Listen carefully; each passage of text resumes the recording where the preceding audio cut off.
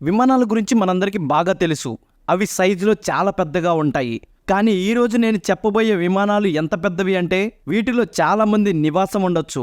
అయితే ఇక్కడ ప్రశ్న ఏమిటంటే ఈ విమానాలు సాధారణ విమానాల కంటే ఎందుకు ఇంత పెద్దగా తయారు చేశారు? వీటి పేర్లేమిటి? వీటిని తయారు చేయడానికి గల ఏమైనా పెద్ద కారణాలు ఉన్నాయా? ఇవి ఎంత దూరం ప్రయాణించగలవు? ఇలాంటివి ఎన్నో విషయాలు చాలా ఉన్నాయి, మనం తెలుసుకుందాం. ఈ వీడియోని ఎవరు స్కిప్ చేయకుండా చివరి వరకు చూడండి.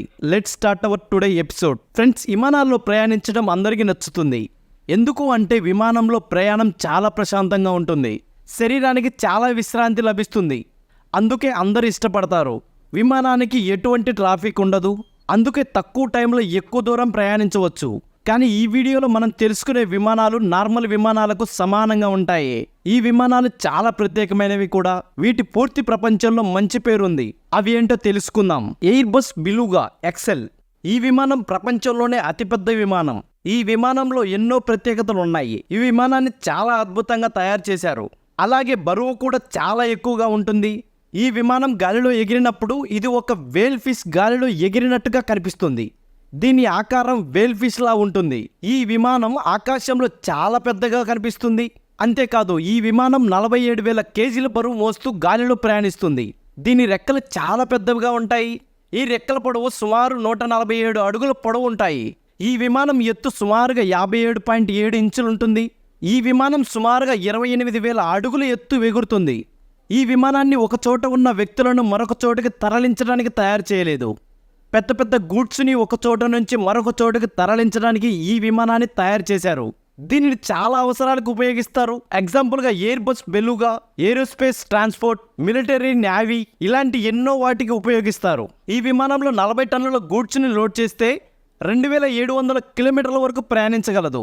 అదే దీనిలో 24 టన్నుల గూడ్స్ని లోడ్ చేస్తే మొత్తం 4,000 కిలోమీటర్ల వరకు ప్రయాణించగలదు. ఎయిర్ బస్ బెలుగా ఎక్సెల్ యొక్క ఫ్యూల్ కెపాసిటీ వచ్చి 6,303 యుఎస్ గ్యారెల్స్. ఈ విమానాన్ని 2002లో తయారు చేశారు. కానీ జాగ్రత్తలకు తీసుకొని 200 సార్లు పైగా టెస్ట్ చేశారు. అందుకు ఎయిర్ బస్ బెలుగా ఎక్సెల్ని పరిగణలోకి తీసుకోవడం జరిగింది. అప్పటి నుంచి వాడుకలోకి తీసుకురావడం జరిగింది. ఇక రెండోది బోయింగ్ 747 డ్రీమ్ లిఫ్టర్. ఈ విశాలమైన విమానాన్ని బోయింగ్ కంపెనీ తయారు చేసింది.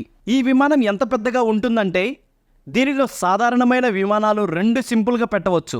ఈ విమానంలో పెద్ద పెద్ద గూడ్స్ని తరలించడానికి తయారు చేశారు. ఇది ప్రపంచంలోనే అతిపెద్ద కార్గో లోడర్ విమానం అవుతుంది. ఈ విమానం 13,450 కిలోమీటర్ల దూరాన్ని అతివేగంగా ప్రయాణించగలదు.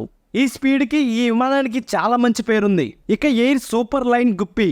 ఈ విమానం చాలా విశాలంగా ఉంటుంది. ఈ విమానం ఆకారం చూస్తే ఎంత బరువునైనా ఎత్తుకోగలుగుతుందో మీకే గుర్తు వస్తుంది. ఎందుకు అంటే ఇది ఒక కార్గో విమానం. దీనిలో భారీ సంఖ్యలో సామాన్లను లోడ్ చేసి తీసుకుపోతారు. నాసా కూడా రాకెట్ తరలింపు కోసం ఈ విమానాన్ని వాడుకుంటుంది. ఎందుకు అంటే పెద్ద పెద్ద రాకెట్స్ వేరే విమానాల్లో పంపడం ప్రమాదం అవుతుంది. ఓన్లీ నాసా మాత్రమే దీనిని ఉపయోగించుకుంటుంది. వేరే కంపెనీలకు ఈ విమానాన్ని వాడుకునేదానికి అనుమతి లేదు. ఈ విమానాన్ని తయారు చేయడానికి $203 మిలియన్ ఖర్చు పెట్టారు. ఈ విమానాన్ని 1965లోనే దీనిని తయారు చేశారు. ఆ సమయంలోనే ఈ విమానం చాలా ఎక్కువ అంట. ఇప్పుడు ఈ విమానం ధర ఎక్కువ పెరిగిపోయింది. నెక్స్ట్ టాపిక్లోకి వెళ్ళబోయే ముందు మన ఛానల్లో వీడియోలు మీకు ఇంట్రెస్టింగ్ అనిపిస్తే లైక్ చేయండి, సబ్స్క్రైబ్ చేయండి. మీరు లైక్ చేయడం వల్ల మరొకరికైతే ఈ వీడియోని రికమెండ్ చేయడం జరుగుతుంది. ఇకపోతే యాంటోనో 225 మ్యారియో. ఈ కార్గో విమానం ప్రపంచంలోనే అత్యంత బరువైన విమానంగా పిలుస్తారు. ఈ విమానాన్ని 1920 సంవత్సరంలో యుక్రెయిన్ దేశం ఈ విమానాన్ని తయారు చేసింది. ఆ దేశంలో ఈ విమానానికి మైరియా అని పేరు పెట్టారు. మైరియా యుక్రెయిన్ దేశ భాషలో డ్రీమ్ అని పేరు పెట్టారు. డ్రీమ్ అంటే కళ అని అర్థం. ఈ విమానం పొడవు సుమారుగా 290 అడుగుల వరకు ఉండవచ్చు. ఈ విమానాన్ని తయారు చేశాక ఎన్నో విధాలుగా ప్రయోగం చేశారు. ఆ తర్వాత 1985 సంవత్సరంలో వాడుకలోకి తీసుకువచ్చారు. ఈ విమానాన్ని మొట్టమొదటిసారిగా 1980 సంవత్సరంలో గాలిలో ఎగరవేశారు. ఈ విమానం ఒక కార్గో విమానం. దీనిలో కూడా గూడ్స్ని వేసి తరలిస్తారు. ఈ విమానం కోవిడ్ సమయంలో ప్రజలకు ఎంతగానో సేవలు అందించింది. ఆ సమయంలో దీనిలో మందులను లోడ్ చేసి సరఫరా చేశారు. కరోనా ఆపద సమయంలో ఈ విమానం చాలా ఉపయోగపడింది. ఒకేసారి ప్రమాదం ఎక్కువగా ఉన్న ప్రదేశానికి ఈ విమానంలో మెడిసిన్ లోడ్ చేసి పంపేవారు. ఇక్కడ ఆశ్చర్యపోవాల్సిన విషయం ఏమిటంటే ఈ విమానం ప్రపంచంలో ఒకటి మాత్రమే ఉంది. దీని బరువు దాదాపుగా 700 టన్నులు ఉంటుంది. ఇకపోతే B-52 స్ట్రాటోఫర్ స్ట్రెస్. ఈ విమానం 1950 నుండి అమెరికా ఎయిర్ ఫోర్స్ మరియు B-52 కంపెనీ వాడుతూ వస్తుంది. ఈ విమానం ఒక బాంబర్ విమానం. దీని వేగం చాలా ఎక్కువ. ఈ విమానం సుమారుగా 1480 కిలోమీటర్ల వరకు ప్రయాణించగలదు. ఒకవేళ రానున్న రోజుల్లో యుద్ధం వస్తే ఈ విమానం ద్వారా అమెరికా ఏ మూలకైనా చేరుకోగలదు. ఈ విమానం ప్రపంచంలో ఏ మూలకు వెళ్ళైనా బాంబులు వేయగలదు. ఈ బాంబర్ విమానం ద్వారా న్యూక్లియర్ అండ్ బాంబులను కూడా వేయొచ్చు. ఇది సైజులో పెద్దగా ఉండటం వల్ల 3200 కేజీల ఆయుధాలను ఇలా ఎగరవేసుకోపోగలదు. ఈ విమానంలో ఎక్కువ మంది కూర్చోలేరు. కేవలం 5 మంది మాత్రమే కూర్చొని ఎక్కడికైనా ప్రయాణించవచ్చు. ఇది సుమారుగా 5000 అడుగుల ఎత్తు వరకు ఎగరగలదు. ఇకపోతే ఎయిర్ బస్ A340-300 ఈ విమానం ఆకారంలో చాలా పెద్దగా ఉంటుంది. దీనిని 1993లో విడుదల చేశారు. ఈ విమానం సుమారుగా 130,000 కేజీల బరువు ఉంటుంది. ఇంత బరువు ఉన్నప్పటికీ చాలా ఎక్కువ మొత్తంలో ప్రజలను తీసుకువెళ్లగలదు. దీనిలో దాదాపుగా 292 మంది ప్రయాణించవచ్చు. ఎకనామిక్ క్లాసిక్ లో 267 మంది ప్యాసింజర్లను, ఫస్ట్ క్లాస్ లో 28 మందిని కూర్చునే అవకాశం ఉంది. ఈ విమానం సుమారుగా 209 అడుగుల పొడవు ఉంటుంది. దీని రెక్కలు సుమారుగా 190 అడుగుల పొడవు ఉంటాయి. అన్ని విమానాలతో పోలిస్తే ఈ విమానంలో చాలా ప్రత్యేకతలు ఉన్నాయి. ఇది గంటకు 568 కిలోమీటర్లు ప్రయాణించగలదు. ఈ విమానంలో సెక్యూరిటీతో పాటు ప్రయాణికులకు కావలసిన అన్ని సదుపాయాలుంటాయి.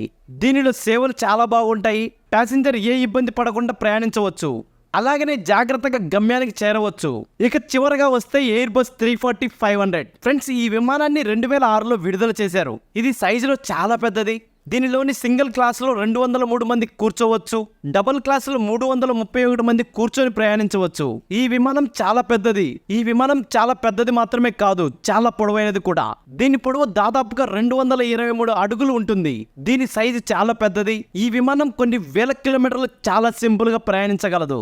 దీనిని వేరే విమానాలతో పోలిస్తే దీనిలో అన్ని ఫీచర్స్ లేనప్పటికీ ఈ విమానాన్ని ఇష్టపడతారు. దీనిని వేరే విమానాలతో పోలిస్తే దీనిలో అన్ని ఫీచర్స్ లేనప్పటికీ ఈ విమానాన్ని ఇష్టపడతారు. ఎందుకు అంటే దీనిలో మంచి సర్వీస్ మరియు కంఫర్ట్ ఎక్కువగా ఉంటుంది. అందుకే ఎవరైనా ఎక్కితే వారి బెస్ట్ సర్వీస్ వారిని ముగ్ధులను చేస్తుంది ఈ విమానం. చాలా మంది ఈ విమానంలో ప్రయాణించడం ఇష్టపడతారు.